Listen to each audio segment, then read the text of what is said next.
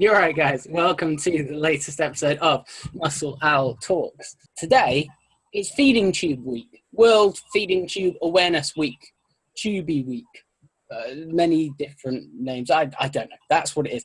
And we thought we'd do a couple of episodes on feeding tubes and what feeding tubes are and why they're a really good thing and why they're not something to be afraid of.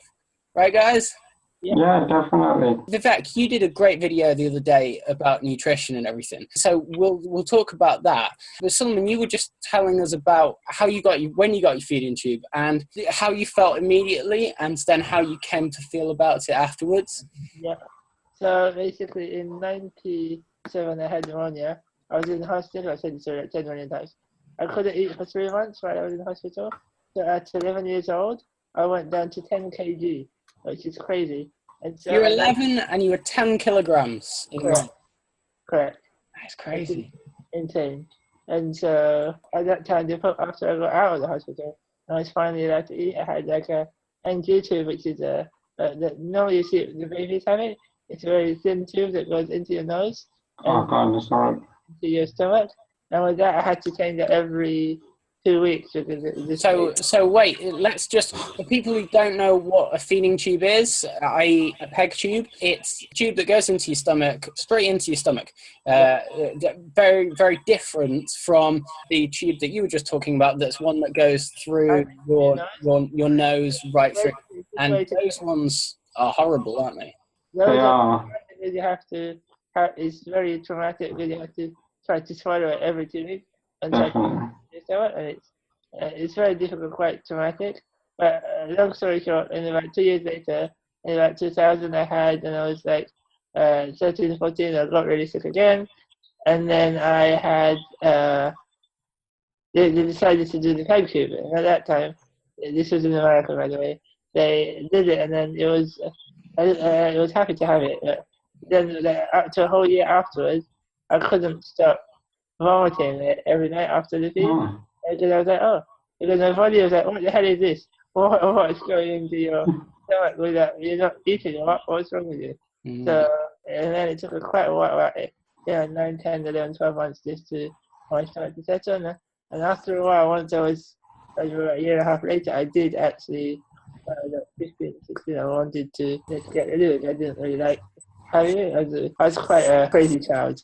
I go against advice, as you do. And so then I had a good chat with the doctor and said, actually, if you do go without it, then it's very serious. And then since 10, 15, 20, 15 years or so, it's been really a positive thing, and it's really helped me. And so I love it because it allows you, if I'm sick, I can have medication, I can, have feed at night. So basically, because I can't eat enough in the daytime to sustain myself, I love to eat. I just physically, it's getting harder and harder as I get older now, and I get tired, and it's just very complicated. So if I don't have the additional feed at night, which goes directly into my stomach, then it's very hard for me to sustain myself and keep my energy levels up. And so it's really actually, it's keeping me alive basically. And I absolutely love it because it allows me just to have that extra energy, have that nutrition that I need, that I wouldn't otherwise be able to have in the daytime. Yeah. And when you got it, did you get it at the age of 14, 15? Was that because your mouth muscles weren't allowing you to eat as much as you'd want? Or was it as a precaution for what would come later? A bit of both.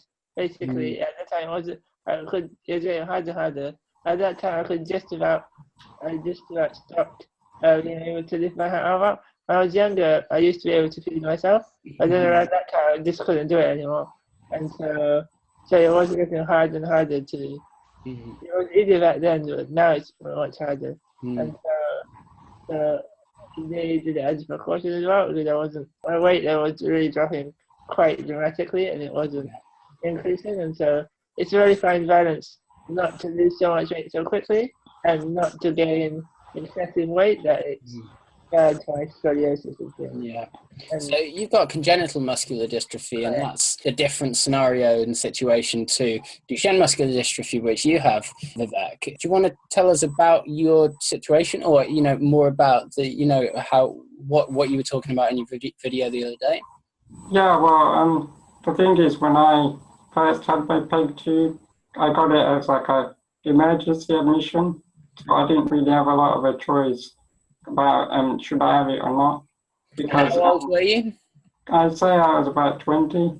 Mm. So after that, it kind of I got like psychologically, I had problems with food and thinking about it, and the sight of it just made me sick because I couldn't get the nutrients I need, and I had to have like 40 sips and all these nutritional supplements, and just took up all my time. Mm. So I kind of like, for me, slice of toast used to take 45 minutes in the morning. God. And then after that, with the chewing and swallowing, yeah, as well as the yeah, and then it would I'd be tired all day. Yeah, and that's ironic that you eat food, get calories to get energy, but you're actually using all your calories to eat the blooming food. exactly. I absolutely love steak, but I eat just one piece of steak and I'm done for the night. And it goes back to, as we'll keep saying with Michaela. Michaela says to eat chocolate for her, she loses more calories eating it than that's difficult. But sorry, go on, Vivek. Yeah, that is difficult. But the other thing I found is that I get so much energy with the feed that I use my ventilator as well as my feed, and those two things together really have changed my life with energy levels. I can kind of control my energy levels with how much feed I have, or medicines, or do I want it a bit faster than this because I'm going out? So there's a lot more options available to you. Yeah, no, that's amazing, and I'm certainly, in some ways, it does seem like a huge benefit when I'm out with people and they're like, no, I'm not eating today because they're having their food through their peg later or at any point that they want. Yeah, it certainly seems, from an angle of not knowing about it, certainly quite interesting, because I'm coming at this from an angle of, obviously, my brother has Duchenne muscular dystrophy and he doesn't use a peg tube. And that's primarily because his mouth, throat muscles, lip muscles, jaw muscles, he can still eat his food. But I know that from an outsider's perspective, a peg tube often seems like something that people are very wary of and quite resistant and hesitant of.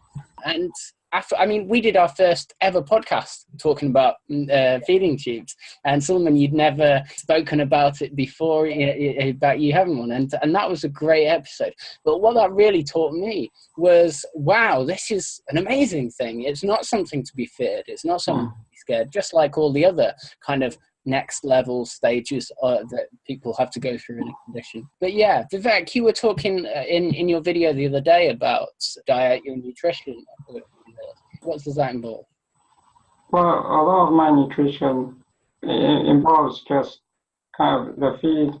For a day, it runs at 90 mils an hour, so generally I have 900 mils the whole bottle. So it takes me 10 hours all day to have it. So in the afternoon, I feel I'm more productive and I'm more awake. I can definitely tell that I'm a different person when I'm really tired and digesting the food, and in the evening. But in the day when I'm having it, it's just a big boost because I do feel different, which is a good thing, really. That is what the feed is there for, to kind of improve your quality of life. And people who are watching this throughout the community who might have one themselves, is there any kind of things that you've learned over time?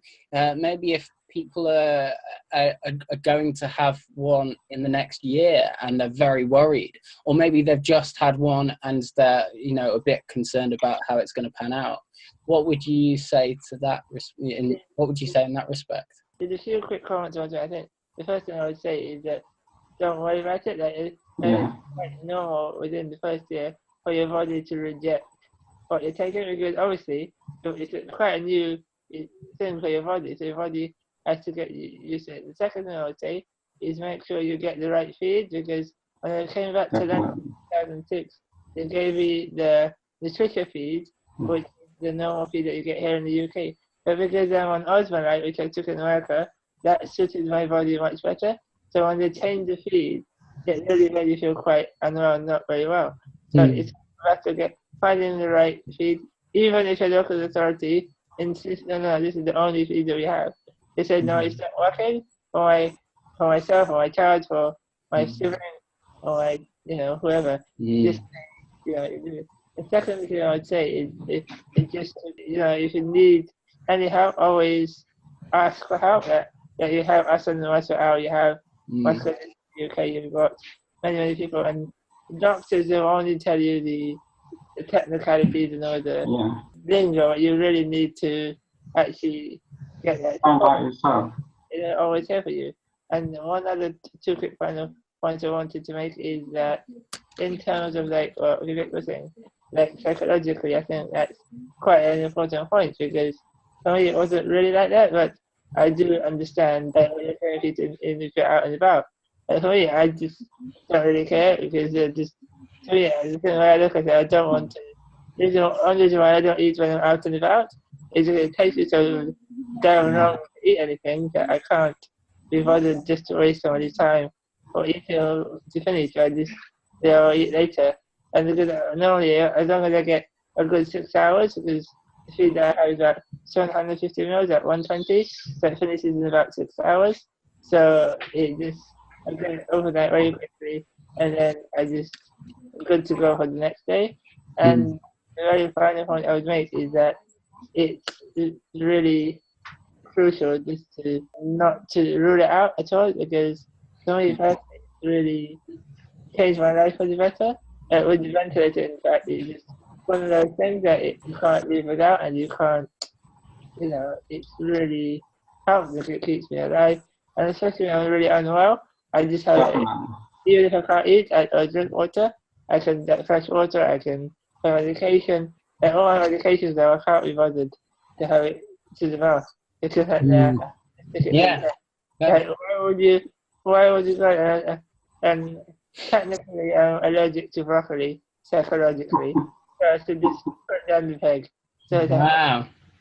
So, and can you make your own food through a blender, or and I've never tried it yet. I'm tempted to try some other kind of medication, but I'll save that for the next video. Wow, yeah. Start with tiny doses, I'd say.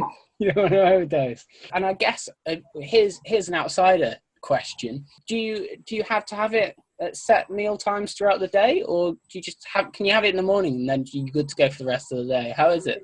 It depends on each individual. Yeah. Some people have it throughout the day. I know some people that have several smaller feeds throughout the day.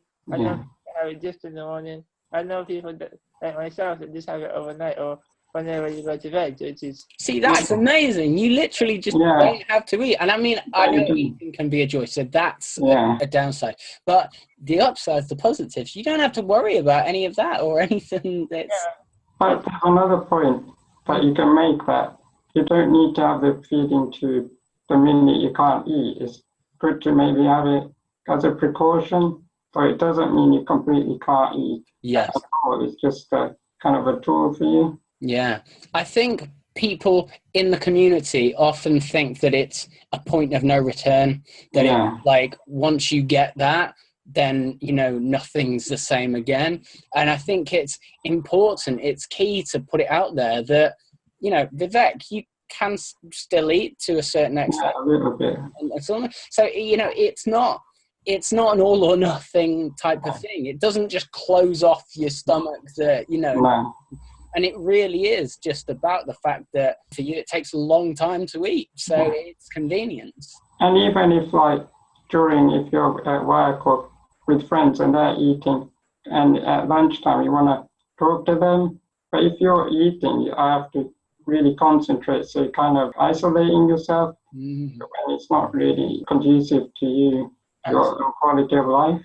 Exactly. Yeah. Because the problem is the muscular dystrophy, either you can eat or you can choke. So Yeah, you can't really, then there's no space it for isn't. talking in that No. space. Yeah. That's the thing that Absolutely. we're out and about with friends or with you people. You know this, that if we're eating something, I can't really. I like to eat, but I just say no. It'll take me 20 years to do it. So Yeah. I'd rather engage with you rather than. Yeah. Well, the other thing I find is that I'm part of DMD Pathfinders, and they're doing this nutrition research just to find out how people with Duchenne, what their ideas are about nutrition and their tips and everything. So I think we kind of need those communities out there to create awareness on feeding tubes, what they're like, what they're used for, and normally just all the positive stories you get with them, because there are a lot of stories out there about the feeding tube. That's changed their life. Yeah, no, absolutely. I think what we'll say in concluding this video is definitely check out the DMD Pathfinders updates and videos that they're going to be boosting on nutrition and diet, because there's a lot of great information in that. And check out Vivek's video that you did. Well, you're doing a couple now. And yeah, I think what we'll say is give us your experience. If you're watching and you've got any experiences, comment below, let us know. And maybe if you don't have any experiences but you've got some questions, comment below and we could come back and do another episode on this next week, like a Q&A, going through what people might be worried about and talking through. One thing that I just want to add very quickly, often I think part of the theory is that people think it's quite intrusive. But nowadays, I know that the ones that I have had, it's completely, you don't even know that I have it. It's just in the store and they just connect the feed at night and that's it. Sulaiman, we've been good friends for like a year and I didn't know you. I didn't know either. And in fact, Vivek, I didn't know until you told me. It's often, there's still a lot of people that I know and I'm like, I couldn't tell you whether they're fed food or not. So, and you only know sometimes if you go out to a restaurant with someone and they go, no, I'm not in today. Even sometimes for me, I forget I got the feeding tube there. And then when we're talking about, are we feeding tube, I think, oh yeah, I do. Yeah. I sort of think if science keeps developing to a point, maybe it'll get to a point where everyone will just be like, yeah, why not? Yeah, I'll have one. Just so that, if you can put your alcohol down the tube. Yeah, exactly. That Michaela's had stories about that before. Not done it herself. But yeah, no, that's brilliant. Thanks guys. Another episode with Michaela coming up, and this hopefully let's keep going through some of these topics and let us know if you've any questions. And we'll all be back later next week, in the coming weeks, just to discuss more varied topics. So give us a like, give us a follow, comment, whatever else, and we'll see you all soon. Bye.